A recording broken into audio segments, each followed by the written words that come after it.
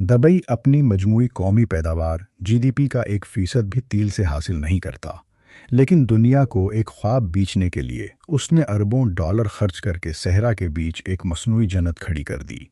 बहुत से नाकदीन इसे 21वीं सदी की सबसे बड़ी मार्केटिंग मुहिम करार देते हैं, मगर सवाल यह है कि इस ख्वाब की असल कीमत आखिर क्या है। गुज़श्ता बरस मार्च में दबई की लग्जरी जायदादों की खरीदो फरोख्त में अचानक 37% कमी रिकॉर्ड की गई। दुनिया का मशहूर बर्ज अल अरब होटल समंदरी नमक से पैदा होने वाले जंग के बायस बड़े पैमाने पर मरम्मत के लिए बंद करना पड़ा। दूसरी तरफ तकरीबन 8 अरब डॉलर मालियत का ज़ेर ज़मीन निकासी आप का मंसूबा अब भी नामुकम्मल है, और अंदाज़ा है कि इसे मुकम्मल होने में तकरीबन 1/2 लग जाएगी। कभी दौलत और ऐश वाशत की अलामत समझी जाने वाली ये महफूज जन्नत आज कर्ज़ों, इलाकाई कशीदगी और पुराने होते इंफ्रास्ट्रक्चर जैसे मसाइल के बोझ तले दबती दिखाई देती है। जो शहर कभी मुस्तकबिल की अलामत समझा जाता था, वो अब आहिस्ता आहिस्ता एक ऐसे बोझ में तब्दील हो रहा है जिसकी कीमत मुसलसल बढ़ती जा रही है। इस कहानी को सुनने के बाद शायद दौलत और तरक्की के बारे में आपकी सोच हमेशा के लिए बदल जाए। आइए हकीकत का सामना करते हैं। शायद आपने भी कभी ये तसव्वुर किया हो कि दुबई की दौलत सिर्फ तेल की वजह से है, जैसे वहाँ नल खोलने से भी तेल निकलता हो, मगर हकीकत इससे बिल्कुल मुख्तलिफ है। गुज़श्ता सदी में तेल दुबई की मईशत का निस्फ से ज़्यादा हिस्सा था, लेकिन आज ये कम होकर 1% से भी नीचे आ चुका है। उसके बरक्स हमसाया रियासत अबूज़हबी मुत्तहिदा अरब इमारात के तकरीबन 90% तेल के ज़खायर पर काबिज़ है, जबकि दुबई बरसों से कुदरती वसाइल की कमी का सामना करता आया है। फिर सवाल ये पैदा होता है कि आखिर ये सहराई रियासत अपने बुलंद व बाला मंसूबों और शाहाना तर्ज़ ज़िंदगी के लिए अरबों डॉलर कहाँ से लाती है। जब ज़मीन के नीचे से दौलत हासिल ना हो सकी, तो दुबई ने दुनिया भर के सरमायाकारों को अपनी तरफ मुतवज्जा करना शुरू कर दिया।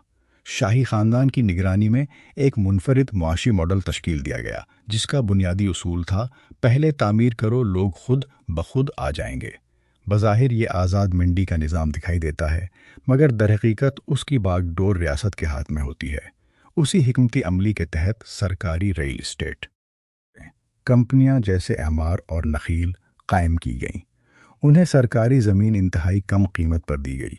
फिर हुकूमत की साख इस्तेमाल करते हुए बैनुल अक़वामी मालियाती इदारों से बड़े कर्ज़ हासिल किए गए, ताकि ये कंपनियां दुनिया के सबसे बड़े तामीराती मंसूबे शुरू कर सकें। गैर मुल्की सरमायाकारों को राग़ब करने के लिए दुबई ने 0% इनकम टैक्स की पॉलिसी मुतारिफ कराई। उसके साथ ही Dubai international financial centre if और जबल अली फ्री जोन जफ्जा जैसे खुसूसी इक़्तिसादी इलाके कायम किए गए, जहां मुकामी कवानीन के बजाय अंग्रेज़ी कामन ला नाफिज किया गया, ताकि मगरबी कंपनियों को एक मानूस और महफूज कारोबारी माहौल फराहम किया जा सके। दूसरी जानिब एमिरेट्स एयरलाइन और जबल अली की आलमी मयार की बंदरगाह ने दुबई को दुनिया की तिजारत का एक अहम मरकज़ बना दिया। मगर हकीकत यह है कि दुबई सिर्फ जायदाद फ़रोख्त नहीं करता, बल्कि वो लोगों को एक आलमी हैसियत और बेमिसाल कामयाबी का ख्वाब। ये ख्वाब सिर्फ बुलंद बाला इमारतों तक महदूद नहीं। लग्जरी अपार्टमेंट्स, महंगी गाड़ियाँ, गोल्डन वीज़ा और परतीश तर्ज ज़िंदगी को एक ऐसी तस्वीर में पेश किया गया कि दुनिया भर के अमीर अफराद ने दुबई को अपनी दौलत के महफूज ठिकाने के तौर पर देखना शुरू कर दिया।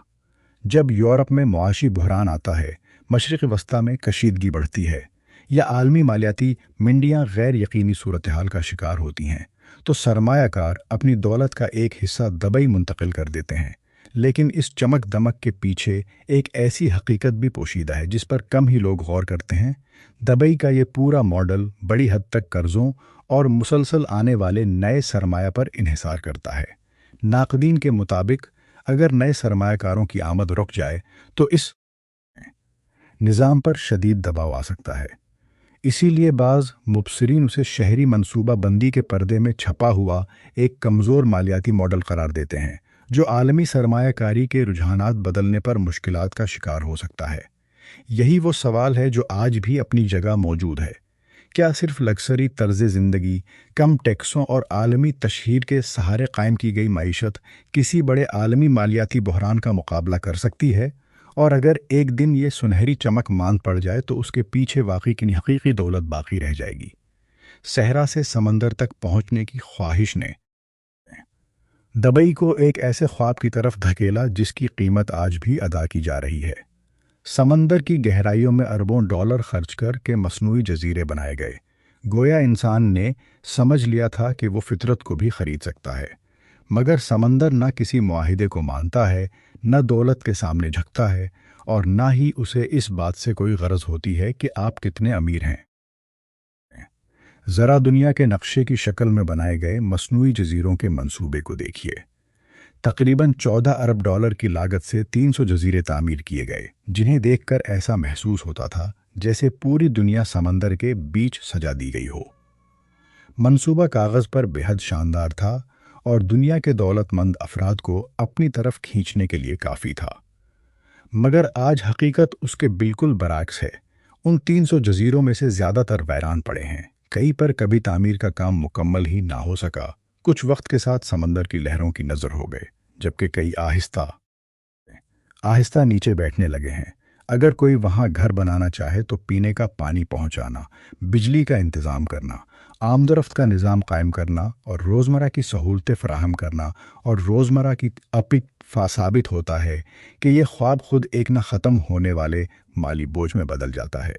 15 برس گزر جانے کے باوجود کئی جزیرے آج بھی صرف ریت کے ڈھیروں کی صورت میں موجود ہیں۔ شاید فضول خرچی کی اس سے بڑی مثال دنیا میں کم ہی ملے۔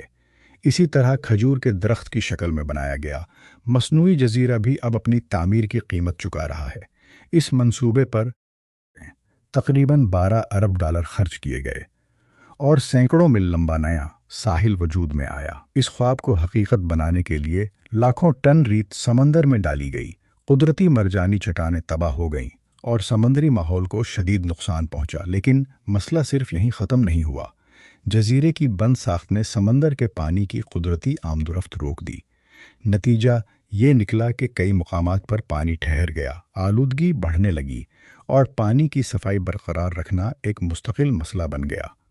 اب ہر سال کروڑوں ڈالر صرف اس لیے خرچ کیے جاتے ہیں کہ مصنوعی ذرائع سے پانی کی گردش برقرار رکھی جائے، ساحل پر نئی ریت ڈالی جائے اور کٹاؤ کو روکا جا سکے۔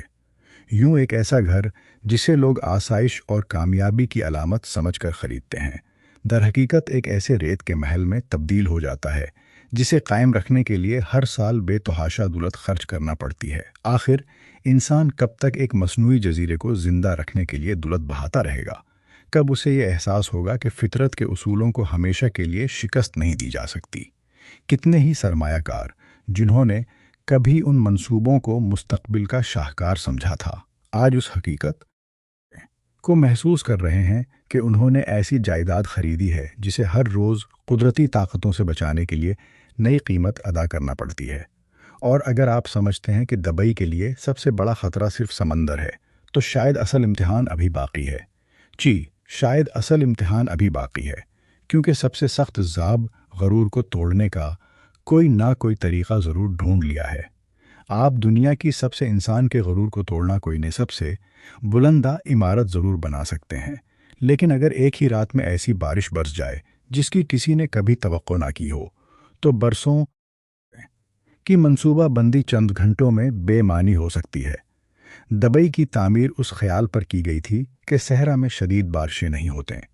اسی سوچ کے تحت شہر کے بڑے حصے کو کنکریٹ سے ڈھانپ دیا گیا تاکہ زیادہ سے زیادہ عمارتیں اور رہائشی منصوبے بنائے جا سکیں۔ مگر اس عمل نے زمین کی وہ قدرتی صلاحیت ختم کر دی جس کے ذریعے بارش کا پانی جذب ہو جاتا ہے۔ پھر جب کئی دہائیوں بعد غیر معمولی بارش ہوئی تو اس نے شہر کی ایک ایسی کمزوری دنیا کے سامنے لا کھڑی کی جسے برسوں نظر انداز کیا جاتا رہا تھا۔ بارش کا پانی نکالنے کا مؤثر شہری نظام موجود نہ ہونے کی وجہ سے چند ہی گھنٹوں میں شہر کے کئی علاقے زیر آب آ گئے۔ بڑے تجارتی مراکز میں پانی داخل ہو گیا، مہنگا سامان خراب ہونے لگا، بلند و بالا عمارتوں کے ارد گرد کھڑا پانی آمدورفت میں رکاوٹ بن گیا اور شہر کے الاقوامی ہوائی اڈے پر پروازیں تقریباً کٹ کر رہ گیا۔ ہزاروں مسافر پھنس گئے اور نقل و حمل کا پورا نظام شدید دباؤ کا شکار ہو گیا۔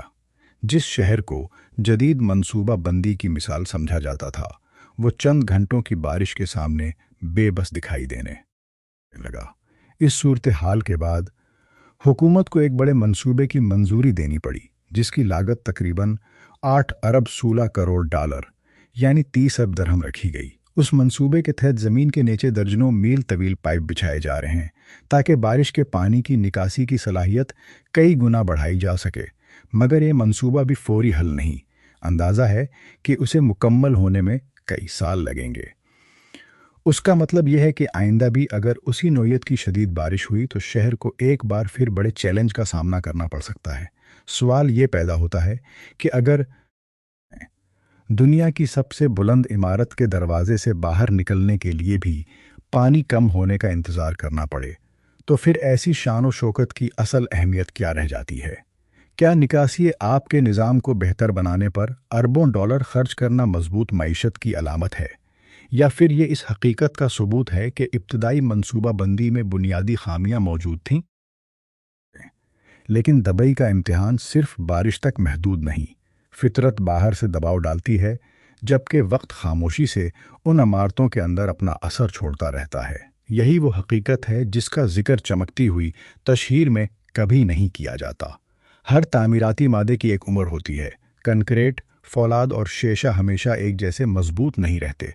2 दिहाइयों से ज़्यादा अरसा गुजरने के बाद दबई की बहुत सी मशहूर इमारतें अब उस मरहले में दाखिल हो चुकी हैं जहां उनकी देखभाल पर पहले से कहीं ज़्यादा खर्च आ रहा है।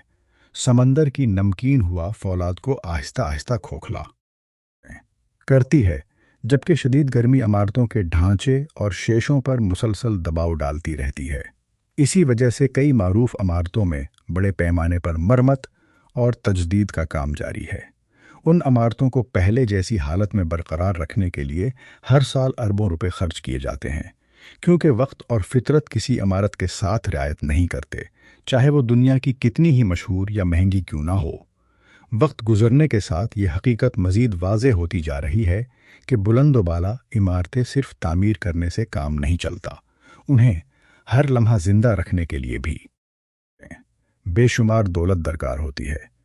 दुनिया की सबसे बुलंद इमारत में रोज़ाना पानी को सैकड़ों मीटर की बुलंदी तक पहुंचाना, हर वक्त ठंडक का निज़ाम चलाए रखना, शेषों की सफाई करना और हज़ारों आलात को मुसलसल फाल रखना एक ऐसा खर्च है जो कभी ख़त्म नहीं होता। इसी तरह शहर के कई मशहूर बड़े पैमाने पर मरम्मत और तजदीद के मरहले से गुजर रही हैं। इसके नतीजे में कई मकामात पर कमरों की दस्तयाबी मुतासिर हुई, आमदनी में कमी आई और मकामी सियाहत को फ़रोग़ देने की ज़रूरत महसूस की गई ताकि इस खसारे को किसी हद तक पूरा किया जा सके। दबई अब एक ऐसे मरहले में दाखिल हो चुका है जहां एक तरफ पुरानी इमारतों की मरम्मत पर खर्च मुसलसल बढ़ रहा है, जबकि दूसरी तरफ नए मंसूबे दुनिया के दूसरे शहरों में सरमायाकारों को अपनी तरफ मुतवज्जह कर रहे हैं।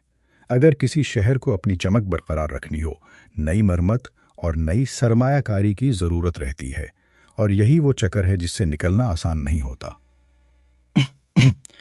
यहाँ एक अहम सवाल पैदा होता है, अगर किसी शानदार इमारत की देखभाल पर आने वाला खर्च उससे हासिल होने वाली आमदनी से ज़्यादा हो जाए, तो फिर उसकी असल मुआशी हैसियत क्या रह जाती है?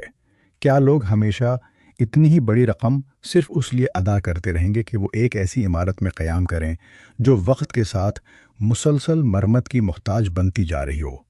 लेकिन अगर समंदर की नमकीन हुआ इमारतों को आहिस्ता आहिस्ता कमज़ोर करती है, तो कर्ज़ का बोझ उससे कहीं ज़्यादा ख़तरनाक साबित हो सकता है। दबई की असल कमज़ोरी उसकी इमारतों में नहीं, बल्कि उसके माली ढांचे में पोशीदा है। 2008 के आलमी मालियाती बहरान से पहले दबई की तेज़ रफ्तार तरक्की एक ऐसे निज़ाम पर कायम थी जिसमें सरकारी इदारे मुख्तसर मुद्दत के लिए भारी कर्ज लेते और उन रकूम को ऐसे बड़े मंसूबों में लगा देते जिनसे मुनाफे हासिल होने में कई बरस लग सकते थे। इस पूरे निज़ाम की बुनियाद इस उम्मीद पर रखी गई थी कि दुनिया भर से सरमाया मुसलसल आता रहेगा, मगर जब आलिमों की कीमतों में नुमायाँ कमी आ गई तो ये उम्मीद टूट गई। सरमायाकारी रखने लगी और माली दबाव तेज़ी से बढ़ने लगा। फिर वो वक्त भी आया جب ایک بڑے سرکاری ادارے نے اپنے اربوں ڈالر کے قرض کی ادائیگی مؤخر کرنے کی درخواست دی۔ اس خبر نے عالمی مالیاتی منڈیوں میں تشویش پیدا کر دی، کیونکہ سرمایہ کاروں کو خدشہ تھا کہ دبئی اپنے مالی وعدے پورے نہیں کر سکے گا۔ ایسے نازک وقت میں مدد کے لیے ابوظہبی آگے آیا، جس نے اربوں ڈالر کی مالی معاونت فراہم کی۔ اس امداد نے دبئی کو فوری بحران سے تو بچا لیا، لیکن اس کے ساتھ ایک نئی حقیقت بھی سامنے آ گئی۔ یہ واضح ہو گیا کہ اگرچہ دبئی نے اپنی شناخت بلند عمارتوں اور جدید منصوبوں سے بنائی ہے، لیکن مشکل وقت میں اسے اپنے ہی ملک کی دوسری ریاست کے سہارے کی ضرورت پڑ سکتی ہے۔ اسی دور کی ایک علامتی یادگار آج بھی دنیا کے سامنے موجود ہے، دنیا کی سب سے بلند عمارت، جسے ابتدا میں ایک اور نام دینے کا منصوبہ تھا، آخرکار اس شخصیت کے نام سے منسوب کی گئی، جس کی مالی مدد نے بحران کے وقت دبئی کو سنبھالا دیا۔ یہ صرف ایک نام کی تبدیلی نہیں تھی، بلکہ اس حقیقت کی یاد دہانی بھی تھی کہ بعض اوقات شاندار منصوبے بھی مضبوط مالی بنیاد کے بغیر زیادہ دیر تک تنہا کھڑے نہیں رہ سکتے۔ 2008 کے بحران سے نکلنے میں دبئی کو کئی برس لگے، لیکن وقت کے ساتھ ایک اور آزمائش اس کے سامنے آ کھڑی ہوئی۔ اس بار مسئلہ صرف معیشت کا نہیں تھا، بلکہ اعتماد کا تھا۔ دبئی کی سب سے بڑی طاقت ہمیشہ اس کی بلند عمارتیں یا مصنوعی جزیرے نہیں رہے، بلکہ دنیا بھر کے سرمایہ کاروں کا یہ یقین رہا کہ یہ شہر ایک محفوظ پناہ گاہ ہے، جہاں دولت بھی محفوظ ہے اور کاروبار بھی۔ مگر وقت گزرنے کے ساتھ علاقائی کشیدگی میں اضافہ ہونے لگا۔ مختلف تنازعات کے باعث فضائی حدود کی بندش، ڈرون اور میزائل حملوں کے خدشات اور سفری رکاوٹوں اس محفوظ تصور کو منقطع کرنا شروع کر دیا۔ اگرچہ دفاعی نظام نے زیادہ تر خطرات کو ناکام بنایا، لیکن سرمایہ کاری کی دنیا میں صرف اعتماد کو ہلا دینے کے لیے کافی ہوتا ہے۔ ذرا تصور کیجئے کہ آپ نے سمندر کے کنارے ایک پرسائش گاہ پر کروڑ روپے خرچ کیے ہوں، لیکن ہر چند روز بعد آپ کو یہ فکر لاحق ہو کہ خطے میں بڑھتی ہوئی کشیدگی کہیں آپ کی سرمایہ کاری کو متاثر نہ کر دے۔ ایسے حالات میں سب سے پہلے عمارتیں نہیں، بلکہ سرمایہ کاروں کا اعتماد کمزور ہوتا ہے۔ یہی وجہ ہے کہ لگژری جائیدادوں کی خرید و فروخت میں نمایاں کمی دیکھی گئی۔ کئی ساحلی منصوبوں کی رفتار سست پڑ گئی، متعدد ہوٹلوں کو بکنگ میں کمی کا سامنا کرنا پڑا، اور بیمہ کی بڑھتی ہوئی لاگت نے کاروباری اخراجات میں مزید اضافہ کر دیا۔ جب سفر مہنگا ہو جائے، سرمایہ کاری غیر یقینی دکھائی دینے لگے اور خطے کی صورتحال مسلسل خبروں میں رہے، تو اس کا براہ راست اثر سیاحت اور جائیداد کے شعبے پر پڑتا ہے۔ اب دبئی کو یہ حقیقت پہلے سے کہیں زیادہ واضح طور پر سمجھ آ چکی ہے کہ صرف سیاحت اور مہنگی جائیدادوں پر انحصار کرنے والی معیشت ہر صورتحال میں یکساں مضبوط نہیں رہ سکتی۔ اگر خطے میں غیر یقینی حالات بڑھ جائیں، اپنے فیصلوں پر دوبارہ غور کرتے ہیں۔ لیکن اس تصویر کا دوسرا رخ بھی موجود ہے۔ اگرچہ بہت سے بڑے منصوبوں کو مشکلات کا سامنا کرنا پڑا، مگر آج کا دبئی وہ شہر نہیں رہا جو 2008 میں تھا۔ گزشتہ برسوں میں اس نے اپنے مالیاتی نظام کو پہلے سے زیادہ مضبوط بنانے کی کوشش کی ہے۔ سخت قوانین نافذ کیے گئے، خریداروں کے سرمایہ کے تحفظ کے لیے نئے ضابطے بنائے گئے، اور ترقیاتی منصوبوں کی نگرانی کو مزید مؤثر بنایا گیا۔ اسی دوران تیل کے علاوہ دوسرے شعبوں نے بھی معیشت میں اپنا کردار نمایاں طور پر بڑھایا۔ تجارت، سیاحت، مالی خدمات، ٹیکنالوجی، نقل و حمل اور دیگر شعبوں نے معیشت کو زیادہ متوازن بنانے میں اہم کردار ادا کیا۔ حکومت نے آئندہ برسوں کے لیے بنیادی ڈھانچے، نقل و حمل، نکاسی آب اور شہری سہولتوں پر بہت بڑی سرمایہ کاری کا منصوبہ بھی منظور کیا، تاکہ شہر کو مستقبل کے چیلنجوں کے لیے بہتر انداز میں تیار کیا جا سکے۔ تاہم اس کا یہ مطلب ہرگز نہیں کہ تمام مسائل ختم ہو چکے ہیں۔ حقیقت یہ ہے کہ آسان سرمایہ اور رفتار تعمیرات کو دور اب ماضی کا حصہ بنتا جا رہا ہے۔ آج حاصل ہونے والی آمدنی کا ایک بڑا حصہ پرانی عمارتوں کی مرمت، بنیادی ڈھانچے کی بہتری، ماحولیاتی مسائل کے حل اور مستقبل کی تیاری پر خرچ ہو رہا ہے۔ آنے والے برسوں میں دبئی کا اصل امتحان یہ نہیں ہوگا کہ وہ دنیا کی سب سے بلند عمارت یا سب سے بڑا منصوبہ بناتا ہے یا نہیں، بلکہ یہ ہوگا کہ کیا وہ ترقی، ماحول، معیشت اور علاقائی استحکام کے درمیان ایسا توازن قائم کر سکتا ہے جو طویل عرصے تک برقرار رہ سکے۔ دبئی ختم نہیں ہوا، لیکن ایک بات ضرور بدل گئی ہے۔ وہ خواب جس میں یہ تصور پیش کیا جاتا تھا کہ دولت ہر مسئلے کا حل ہے اور جدیدی فطرت کے ہر قانون کو شکست دے سکتی ہے، اب پہلے جیسا مضبوط نہیں رہا۔ وقت نے ثابت کر دیا ہے کہ دنیا کی سب سے مہنگی عمارتیں بھی وقت، موسم اور قدرتی قوانین سے آزاد نہیں ہوتے۔ بہت سے لوگ دبئی کو آج بھی ایک دور کی شاندار کہانی سمجھتے ہیں، جیسے یہ صرف دولت مند لوگوں کے لیے بنایا گیا ایک خوابوں کا شہر ہو۔ مگر حقیقت میں دبئی صرف ایک شہر نہیں، بلکہ ہماری پوری دنیا کی سوچ کا عکس ہے۔ یہ اس تصور کی علامت ہے کہ اگر سرمایہ بے حساب ہو تو انسان ہر حد عبور کر سکتا ہے، لیکن گزشتہ چند برسوں نے یہ بھی دکھا دیا کہ دولت اور ٹیکنالوجی دونوں کی اپنی حدود ہوتی ہیں۔ آج دنیا کے کئی ممالک صحراؤں میں نئے شہر بسا رہے ہیں، سمندر سے زمین حاصل کر رہے ہیں اور ایسے منصوبے بنا رہے ہیں جنہیں انسانی تاریخ کے سب سے بڑے تعمیراتی کارنامے کہا جا رہا ہے۔ ایسے وقت میں دبئی کی کہانی ایک اہم سبق بن کر سامنے آتی ہے۔ پہلا سبق یہ ہے کہ ترقی کی رفتار سے زیادہ اہم اس کی مضبوط بنیاد ہوتی ہے۔ چند برسوں میں اربوں ڈالر خرچ کر کے شاندار عمارتیں تو کھڑی کی جا سکتی ہیں، لیکن اگر ماحول، بنیادی ڈھانچے اور نظر انداز کر دیا جائے تو بعد میں انہی غلطیوں کی قیمت کئی گنا زیادہ ادا کرنا پڑتی ہے۔ دوسرا سبق یہ ہے کہ دنیا میں کوئی بھی جگہ مکمل طور پر محفوظ نہیں۔ اگر ایک شہر اپنی شناخت صرف سرمایہ کاری، سیاحت یا پرتعیش زندگی پر قائم کرے تو عالمی معاشی بحران، موسمیاتی تبدیلی یا علاقائی کشیدگی جیسے عوامل اس کی رفتار کو اچانک بدل سکتے ہیں۔ یہ سرمایہ کاروں کے لیے بھی ایک واضح پیغام ہے۔ صرف خوبصورت نقشوں، چمکتے اشتہارات اور بلند دعووں کو دیکھ کر فیصلے کرنا دانش مندی نہیں۔ کسی بھی منصوبے کی اصل طاقت اس کی پائیداری، مضبوط معیشت، ماحولیاتی مطابقت اور مستقل آمدنی میں ہوتی ہے، نہ کہ صرف اس کی ظاہری شان و شوکت میں۔ اگر غیر جانبداری سے دیکھا جائے تو دبئی نے انسانی تاریخ کا شاید سب سے بڑا شہری تجربہ کیا ہے۔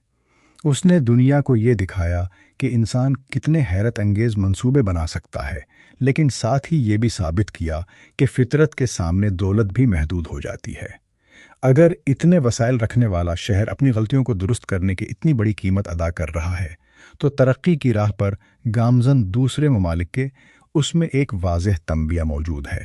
اب سوال یہ نہیں کہ دبئی کامیاب ہوا یا ناکام، بلکہ اصل سوال یہ ہے کہ آنے والے 50 برسوں میں دنیا کس راستے کا انتخاب کرے گی۔ کیا ہم صرف زیادہ بلند عمارتیں، بڑے منصوبے اور نئی ریکارڈ ساز تعمیرات بناتے رہیں گے، یا پھر ایسی بستیاں تعمیر کریں گے جو وقت، موسم اور فطرت کے امتحان میں بھی مضبوط رہ سکیں؟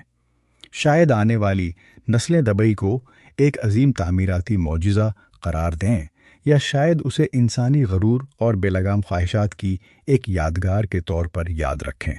لیکن ایک حقیقت سے انکار ممکن نہیں۔ دولت آسمان کو چھوتی عمارتیں تو بنا سکتی ہے، مگر وقت کو نہیں روک سکتی۔ سرمایہ سمندر میں جزیرے ضرور بنا سکتا ہے، مگر فطرت کو خرید نہیں سکتا۔ اور شاید اسی لیے سچائی ہمیشہ چمکتی ہوئی روشنیوں میں نہیں، بلکہ ان باریک دراڑوں میں چھپی ہوتی ہے، جو وقت گزرنے کے ساتھ آہستہ آہستہ نمایاں ہونے لگتی ہیں۔